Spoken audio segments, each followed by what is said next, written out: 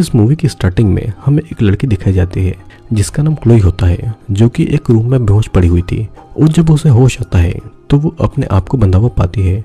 और अपने आसपास देखने पर वो काफी डर जाती है, क्योंकि उसके पास में और भी बहुत सारी लड़कियां उसी की तरह बंधी हुई थी और वो सब बेहोश थी। फिर वो अपने सामने एक लड़की को देखती है जो कि बेहोशी की हालत में उठ चुकी होती है और क्लोई को देखकर रो रही थी। तभी वहां पर एक आदमी आता है जिसे देखकर क्लोई बेहोशी का नाटक करती है और तभी वो आदमी उस लड़की को घसीटते हुए एक रूम में लेकर चला जाता है और रूम का दरवाजा लॉक कर देता है। क्लोई उस दरवाजे को देखती है और उस दरवाजे से लड़की के चिल्लाने और एक मशीन की आवाज आ रही होती है और थोड़ी देर के बाद में उससे वो आवाज आना बंद हो जाती है तो समझ जाती है कि उस लड़की को मार दिया गया है। फिर अगले सीन में हमें एक आदमी को दिखाया जाता है जिसका नाम एंड्रयू था, जो कि काम की तलाश में अपना शहर छोड़कर दूसरे शहर में घूम रहा था। वहां पर हमें पता चलता है कि एंड्रयू की एक बेटी भी है जिसका नाम जोई था और वो एक चाइल्ड केयर में होती है। एंड्रयू अपनी बेटी को वहां से वापस लाना चाहता है, लेकिन चाइल्ड केयर सेंटर वाले उसको उसकी बेटी नहीं देते हैं, क्योंकि एंड्रयू ने चाइल्ड केयर सेंटर वालों को रुपए नहीं दिए थे, क्योंकि जितने रुपए चाइल्ड केयर इंस्टीट्यूट वालों ने उसकी बेटी के वेलफेयर में खर्च किए होते हैं उसका एक भी रुपया एंड्रयू ने चाइल्ड केयर वालों को नहीं दिया था। फिर हम देखते हैं कि एंड्रयू एक रोड के किनारे खड़ा होता है और वहां पर खड़े खड़े उसको काफी देर हो जाती है, जहाँ पर हम देखते हैं कि उसके ऊपर कोई नजर रखे हुए हैं और कुछ टाइम के बाद में एंड्रयू अपने घर पर चला जाता है। फिर हमें क्लोई दिखाई जाती है और उसके पास में एक लड़की आती है जिसका नाम एंजेलिना था और वो उसके हाथों को खोल रही होती है और तभी वहां पर उसको दरवाजा खुलने की आवाज आती है, जिसे सुन के एंजेलिना फिर से रुक जाती है और फिर वो क्लोई के मुंह की पट्टी खोल देती है। तभी वहां का दरवाजा खुलता है तो एंजेलिना बेड से नीचे छुप जाती है और वो क्लोई को अपना चेहरा दूसरी तरफ करने के लिए बोलती है। तभी क्लोई देखती है कि वो आदमी उसी लड़की को घसीटते हुए ले जा रहा था जिसे वो क्लोई के सामने से ले गया था और उसकी पूरी बॉडी पर ब्लड लगा हुआ था, जिसे देखकर हम लोग ये अंदाजा लगा सकते हैं कि वो किलर कितना खतरनाक है। और उस किलर के जाने के बाद में एंजेलिना क्लोई के हाथ खोल देती है और फिर क्लोई एंजेलिना से पूछती है कि यहाँ पर ये सब क्या हो रहा है, जिसके जवाब में एंजेलिना बताती है कि मुझे भी नहीं पता कि यहाँ पर क्या हो रहा है और हम सभी यहाँ पर कैसे आए। अब एंजेलिना दरवाजे के पास जाके उसे खोलने की कोशिश करने लगती है, लेकिन उसे काफी ट्राई करने के बाद भी वो दरवाजा नहीं खुलता है। और तभी एंजेलिना क्लोई की तरफ देखती है, जो कि अपने साथ इतना सब कुछ होते हुए बर्दाश्त नहीं कर पा रही थी और एक बार फिर से वो बेहोश हो जाती है। तभी एंजेलिना क्लोई को उठाकर दरवाजे के पास में लाती है, जहाँ पर वो किलर दरवाजे के दूसरी तरफ से आ जाता है और ये देखकर वो दोनों अपनी जान बचाकर वहां से भागते हुए दूसरे रूम में छुप जाते हैं। लेकिन वो किलर उस रूम में आ जाता है और पहले एंजेलिना को पकड़ के बाहर ले जाता है और थोड़ी देर के बाद में वो क्लोई को पकड़ कर ले जाता है। अब अगले सीन हम लोग एंड्रयू को देखते हैं, जो कि एक आदमी के लिए कुछ लकड़ियां काट रहा था, जिसके बदले में उसे कुछ रुपए मिलने वाले थे। और यहाँ भी हम देखते हैं कि एंड्रयू पर कोई आदमी नजर रखे हुए था, जैसा हमें मूवी की स्टार्टिंग में दिखाया गया था।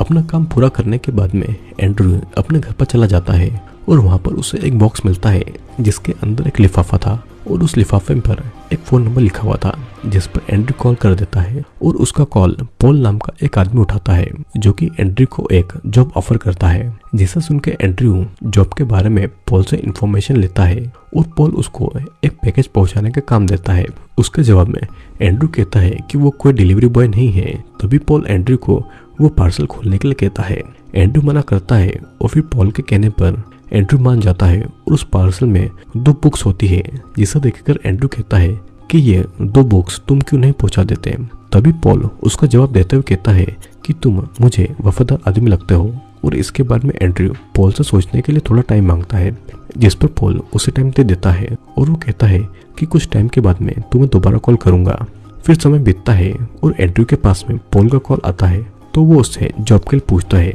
जिस पर एंड्रयू जॉब के लिए राजी हो जाता है, क्योंकि उसे अपनी बेटी को चाइल्ड केयर सेंटर से फ्री करवाना था। फिर पॉल उसे कहता है कि तुम्हारे घर के बाहर एक पार्सल रखा हुआ है, जिसे तुम्हें एक एड्रेस पर पहुंचाना है और ये भी बताना है कि इस पार्सल का आधा पेमेंट हो चुका है और आधा पेमेंट डिलीवरी के बाद लेना है। अब नेक्स्ट सीन में वो किलर क्लोई को एक रूम में ले जाता है और एंजेलिना की बॉडी को घसीट के वो वहां से ले जाता है। किलर के दूसरे रूम में जाने के बाद में क्लोई उठती है और अलमीरा को खोलती है, जिसमें उसे एक लड़की का हाथ मिलता है और उसे देखकर वो काफी डर जाती है। फिर वो उस रूम को सर्च करती है, जहाँ पर उसे और भी बहुत सारी लड़कियां बेहोश दिखाई देती हैं और फिर वो रूम की एक विंडो के पास जाती है, जो कि लकड़ी के पत्तों से बनी होती है, जिसे देखकर वो उसे तोड़ने की कोशिश भी करती है। फिर वो उस रूम के बाथरूम में जाती है जिसके पूरे फ्लोर पर खून ही खून बिखरा पड़ा था। और जब वो पलटकर बाथरूम के बाहर आती तो उसे एक आवाज सुनाई देती है कि वो देखती है कि उन लड़कियों में से एक लड़की को होश आ रहा है। और इसे देखकर क्लोई उस लड़की के पास जाती है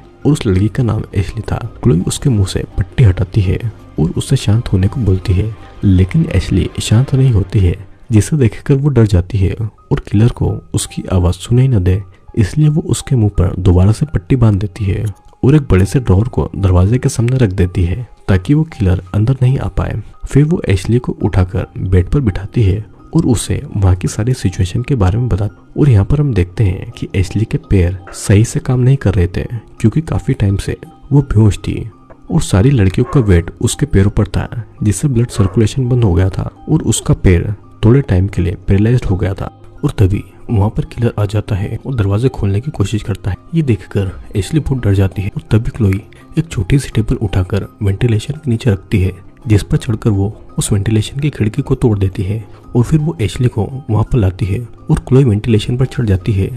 और फिर एशली कोशिश करके टेबल पर आती है। वो बहुत ट्राई करके अपने पैरों पर खड़ी होती है, लेकिन वो डिसबैलेंस हो जाती है और जैसे गिरने वाली होती है क्लोई ऊपर से उसका हाथ पकड़ लेती है और वो उसको ऊपर खींचने लगती है। तभी वहाँ पर वो किलर भी दरवाजा खोलकर अंदर आ जाता है और ये सब देख लेता है। फिर किलर नीचे से एशली के पैर पकड़कर उसको खींच लेता है और वो एशली को खींचकर मार डालता है और ये सारा सीन ऊपर से क्लोई देख लेती है। तभी वो किलर एक नुकीले हथियार से वेंटिलेशन से क्लोई पर अटैक करता है क्योंकि उसे शक था कि ऊपर अभी भी कोई ना कोई जिंदा है। पहले अटैक में क्लोई बच जाती है, लेकिन दूसरी बार में क्लोई के पैर पर वो हथियार लग जाता है जिससे कि उसे बहुत दर्द होता है, लेकिन वो अपने मुंह पर हाथ रख लेती है जिससे कि वो आवाज नहीं कर पाए। फिर क्लोई एक होल से किलर को देखने की कोशिश करती है और तभी वो किलर एक हथियार से क्लोई के शोल्डर पर अटैक करता है, लेकिन क्लोई यहाँ पर फिर से खुद को शांत रखती है और वो अपने प्रेजेंस ऑफ माइंड का यूज करके अपने शोल्डर की चोट को उंगली से दबा देती है,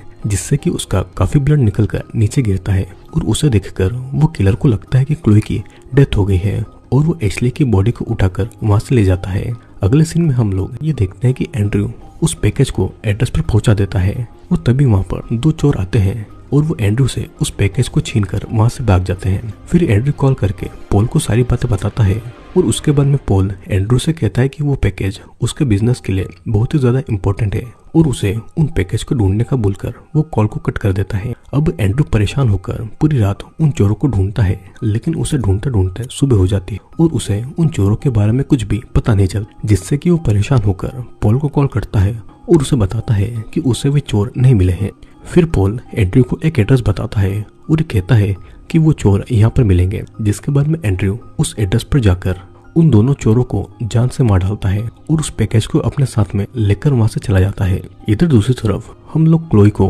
वेंटिलेशन से बाहर आते हुए देख पाते हैं और वो एक अलमीरा को खोलती है जिसमें और भी बहुत सारी लड़कियां किडनैप करके वहां पर बंधी हुई थी। क्लोई उन लड़कियों के मुंह पर बंधी पट्टियों को खोलकर अपनी चोट पर बांध लेती है और उसके बाद में वो उन पट्टियों को आपस में जोड़कर एक बड़ी सी रस्सी बना लेती है, जिससे कि वो उस किलर के लिए एक ट्रैप तैयार करती है। और इधर जब पॉल को पता चलता है कि एंड्रयू ने उन चोरों को मार दिया है और उस पैकेज को ले लिया है, तो वो उसके काम से बहुत खुश होता है और उसे बताता है कि अगर तुम इसी तरीके से काम करते रहे तो एक दिन तुम बहुत बड़े आदमी बनोगे। और यहाँ पर हम देखते हैं कि पॉल उसे अपनी बातों में फंसाकर अपने गलत काम उससे करवा रहा है। तभी वो एंड्रयू को एक एड्रेस देता है और बताता है कि एक लेडी है जिसे तुम्हारे जैसे वफादार आदमी की जरूरत है, जो कि तुम्हें उसके काम के बदले बहुत सारे पैसे दे सके। उसे सुनने के बाद में वो उस एड्रेस पर पहुंचता है जहाँ पर उसे एक लेडी मिलती है जिसका नाम एलिजाबेथ था। और जब एंड्रयू एलिजाबेथ को देखता है तो उसकी खूबसूरती का राज पूछता है और उसके जवाब में एलिजाबेथ उसे बताती है कि वो जवान लड़कियों का खून पीती है और उसी की वजह से वो आज तक बूढ़ी नहीं हुई है। अब एंड्रयू उससे पूछता है कि तुम्हें मुझे यहाँ पर किस काम के लिए बुलाया है, तो एलिजाबेथ उसे बताती है कि तुम्हें मेरे लिए जवान लड़कियों का खून निकालना है और उसके बदले में मैं तुम्हें बहुत सारे पैसे दूंगी। ये सुनकर एंड्रयू थोड़ा सा डर जाता है और वो इस काम को करने के लिए मना कर देता है और वहां से उठकर जाने लगता है। तभी एलिजाबेथ उसे रोकती है और उसे उसकी बेटी के बारे में बताती और कहती है कि ये काम करके तुम्हें जो पैसे मिलेंगे उससे तुम अपनी बेटी को उस चाइल्ड वेलफेयर सेंटर से छुड़ा सकते हो। फिर एंड्रयू उससे पूछता है कि इतनी सारी लड़कियों को वो कहाँ से लाती है, जिसके जवाब में एलिजाबेथ कहती है कि वो खूबसूरत लड़कियों को किडनैप करती है और उनके ब्लड को मार्केट में सप्लाई करती है, क्योंकि उसके जैसी और भी बहुत सारी लेडी है जो कि हमेशा जवान और खूबसूरत दिखना चाहती है, और वो उन जवान लड़कियों के ब्लड के बदले में उसे मुंह मांगे पैसे देने के लिए भी तैयार होते हैं। अगले सीन में हम क्लोई को एक दरवाजे से बाहर आता हुआ देखते हैं, जहाँ पर उसको वो किलर बाहर खड़ा हुआ दिखता है। और जब किलर अंदर आता है तो क्लोई रस्सी के फंदे को अपने गले में फंसा लेती है, जिसे देखकर किलर थोड़ी देर के लिए वहीं पर रुक जाता है। और फिर किलर उसे मारने के लिए जैसे ही आगे बढ़ता है, तभी क्लोई का बनाया हुआ ट्रैप उसके पैर में फंस जाता है। और जैसे किलर गिरने वाला होता है तो क्लोई अपने गले का फंदा निकालकर किलर के गले में डाल देती है और एक हथियार से किलर के हाथों पर अटैक करती, जिससे कि किलर अपने हाथ हिला भी नहीं पाता है। और तब क्लोई कुछ लड़कियों को बेड पर लिटा देती है, जिससे कि किलर के गले की रस्सी और टाइट हो जाती है। और फिर क्लोई एक तरफ से रस्सी को खींचती है, जिससे कि उस किलर को फांसी लगती है और वो किलर वहीं पर मारा जाता है। अब सीन शिफ्ट होता है, जहाँ पर एलिजाबेथ एंड्रू से पूछती है कि क्या वो इस काम को करके अपनी बेटी को आजाद करवाने के लिए राजी है। और परेशान होकर एंड्रू उसे हाँ बोल देता है। और यहाँ पर हमें पता चलता है कि वो किलर जिसे क्लोई ने मारा था वो भी एलिजाबेथ के लिए काम किया करता था, और क्योंकि उसे क्लोई ने मार दिया था तो अब एंड्रू को उस किलर की जगह पर काम करना है। और दूसरे सीन में हम लोग क्लोई को देखते हैं, जो कि किलर को मारकर उसके मास्क को हटाकर उसका फेस देखती है, और फिर वो घर का दरवाजा खोलकर वहां से बाहर जाने लगती है। और इसी के साथ में ये मूवी यहीं पर एंड होती है।